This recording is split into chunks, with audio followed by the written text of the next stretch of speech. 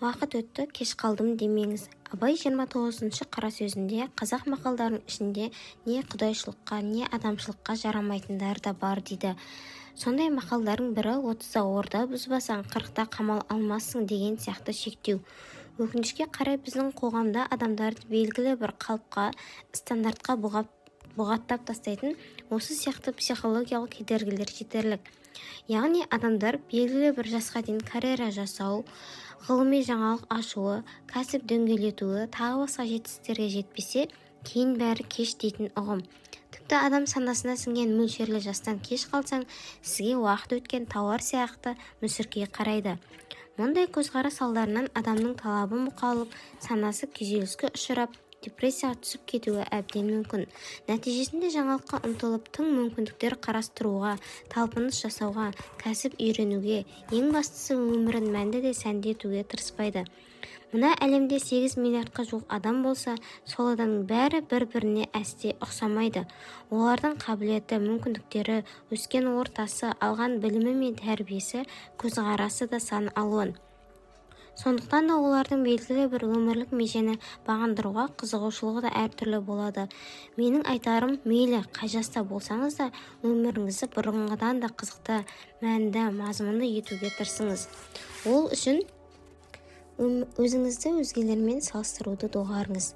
Адам өзін басқалармен, қаражат, отбасы, қоғамдағы статус немесе өзге дүниелерге байланысты салыстыруды доғарған кезде жеке басын бақытты сезіне бастайды. Әркімнің түрлі дүниелерге қол жеткізуде өз жолы, уақыты және мөлшері болады. Сондықтан қанша қиын болса да өзіңізді өзгелермен салыстыра бермеңіз. Оның орнына өзіңізге ұнайтын, күшті мотивация беретін нәрселермен көбірек көңіл бөліңіз. Жаңа хобби таңдаңыз. Ол музыкалық аспапта ойнау. Әйел адам болсаңыз, тігін тігу сияқты бұрын істеп көрмеген дүние болғаны дұрыс. Жаңадан тіл үйреніңіз. Тіл үйрену адамның когнитив қабілеттерін арттыруға көмектесіп, кәрілікпен қатар келетін нейродегенеративті аурулардың алдын алуға көмектеседі. Физикалық жаттығу жасаңыз. Өзіңіздің жаныңызға жақын спорт түрін таңдаңыз. Қай спортпен айналыспас бұрын бірінші дәрігермен ақылдасып алу керек. Сосын кәсіби жаттықтырушы табыңыз. Көбірек саяхаттаңыз. Марк Твен адамдар өлер алдында аз саяхаттағанына өкінеді деген екен.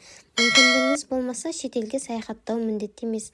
Облыс, қала, ауданға көп қаражат талап етпейтін туристік маршруттар таңдаңыз. Кітап оқуды әдетке айналдырыңыз. Кәсіби жеке дамуға арналған және көркем шығармалар оқыңыз.